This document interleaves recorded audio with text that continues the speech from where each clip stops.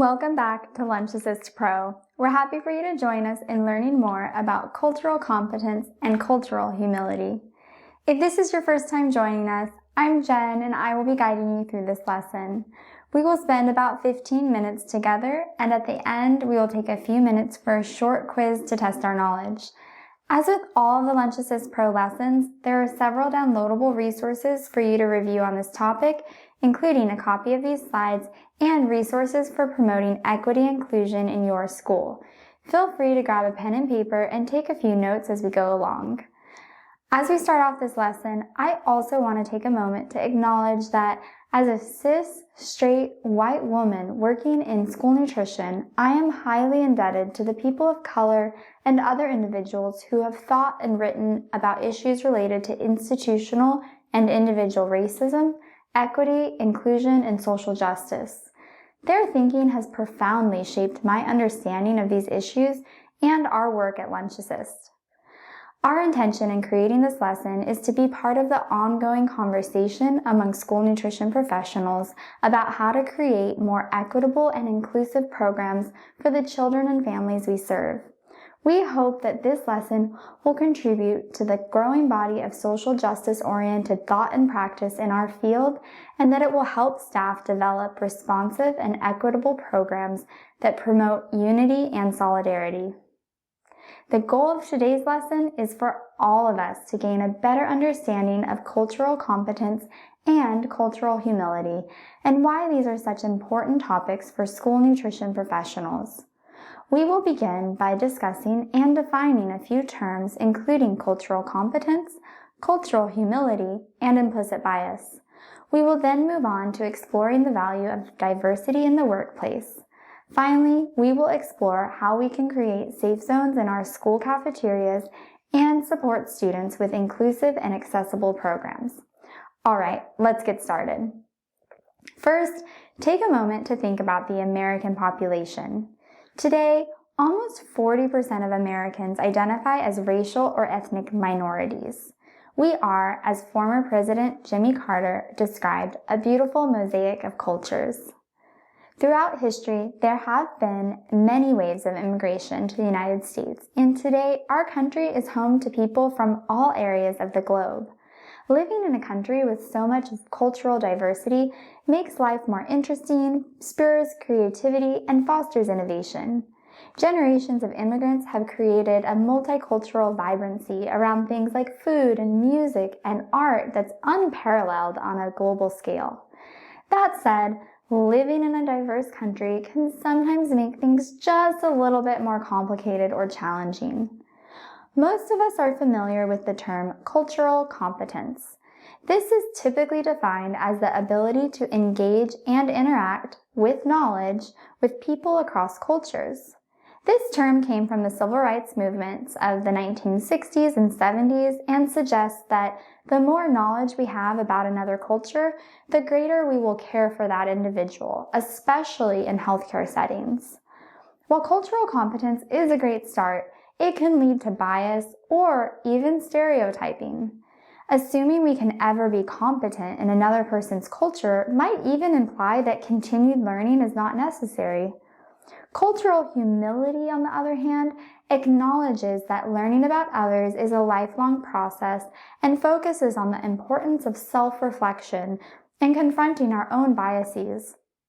Cultural humility allows us to have an ongoing curiosity and conversations in order to better understand our unique identities related to race and ethnicity, gender and sexual orientation, religious beliefs, ability, and more. By combining cultural competence and humility, we are better able to support inclusion and diversity. While most of us would like to think that we have no prejudices, in reality, most people hold on to some implicit biases, even if we aren't aware of them. According to Stanford University, research on implicit bias suggests that people can act on the basis of prejudice and stereotypes without intending to do so.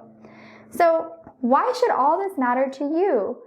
As school nutrition professionals, it is our responsibility to ensure that all of the children and families we care for as well as the people we work with daily, are treated with equality, respect, and access to our nutritious meals, and that they are welcomed with open arms, regardless of race, color, national origin, sex, age, or disability. We can't follow through on this promise if we are unconsciously biased against some program participants. Now, when we talk about people from different cultures, our first thought might be about people's race and/or ethnicity. Most people don't fit into neat categories that are offered on forms with checkboxes, and race and ethnicity are perfect examples of this. You might recall from our training on civil rights that school nutrition programs must collect racial and ethnic data on all program participants. But what do these terms actually mean? We often use these words interchangeably, but they are actually two separate things. Research says that most people understand race as something based more on physical traits, where ethnicity is more frequently used to describe things like language, culture, religion, or nationality. For example, someone might say their race is Black and their ethnicity might be Hispanic because their family speaks Spanish and originates in Puerto Rico. Another person might describe their race as white and their ethnicity as Jewish. Acknowledging and valuing diversity is an important aspect of fostering a more collaborative workplace. Do you think your school nutrition program has a diverse workforce? Take a moment to think about where you were born. Where did you grow up? On a small farm, in a big house, maybe a tiny apartment in the city? What kind of games did you play as a child? What languages did you speak? What types of foods did you eat at home? Who was in your family? Were you raised by a single mom? Or were there two moms in your household? These sorts of questions help us think about our identity and how it might vary from others. Now think about the coworkers on your team. Do you think that everyone around you would have the same answers to these questions? Of course not. So how can we build connections between our coworkers who come from different backgrounds than our own? We can start by getting to know each other better and learning about our colleagues. Accepting that everyone has a unique background and making an effort to learn about one another can help strengthen our teams, improve communication, and help us do a better job for the children and families that we serve. It also makes the workplace a more interesting and enriching environment. Okay, let's take a deeper dive into the different types of diversity and how they can impact our organizations. School nutrition is a field that has long been dominated by women, but inequities remain in many fields such as science, engineering, and technology.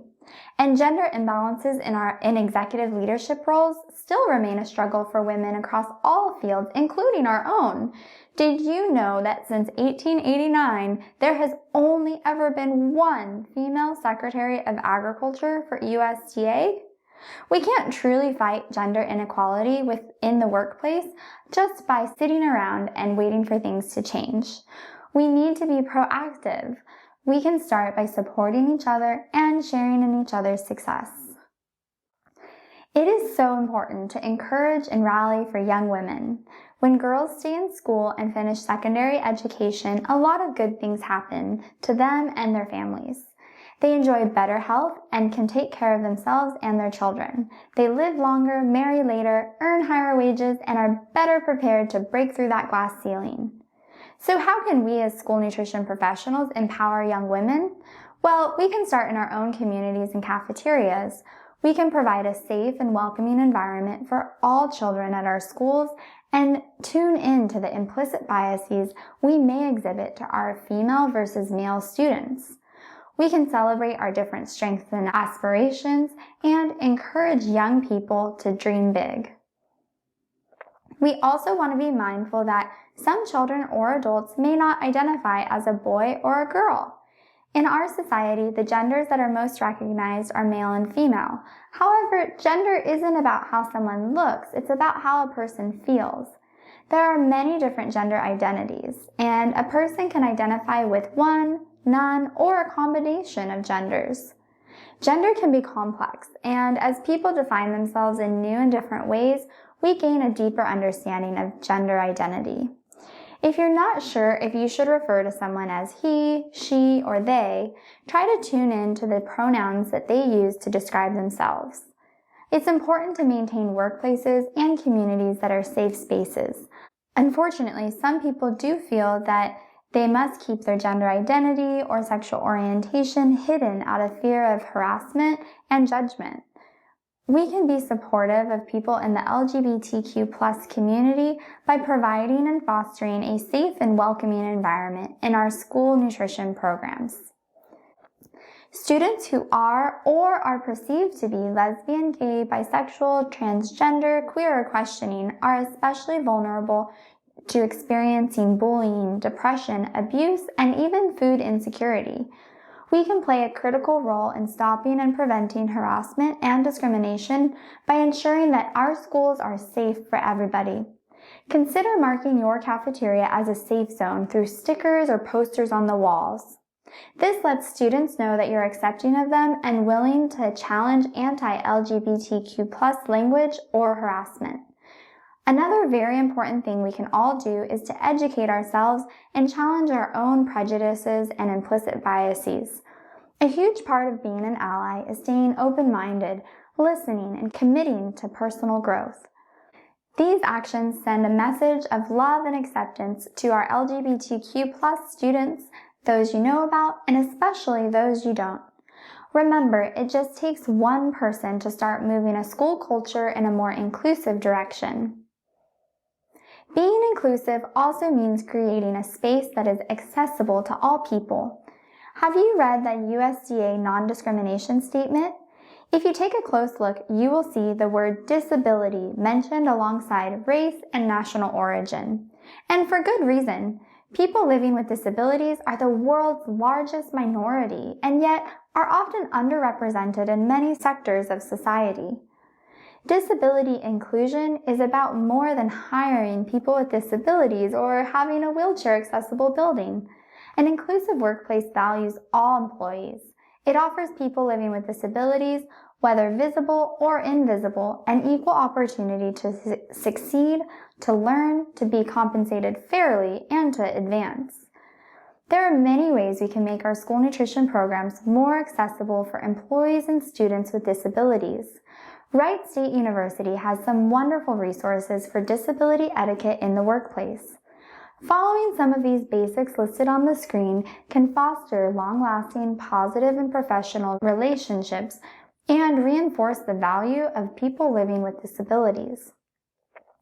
Lunchtime can be a particular source of anxiety for many students. Where will I sit? Who will I sit with? Will there be space for me at the lunch table? This can be an especially difficult time for students with disabilities as well. Supporting children with disabilities requires a team approach with integrated services from multiple departments.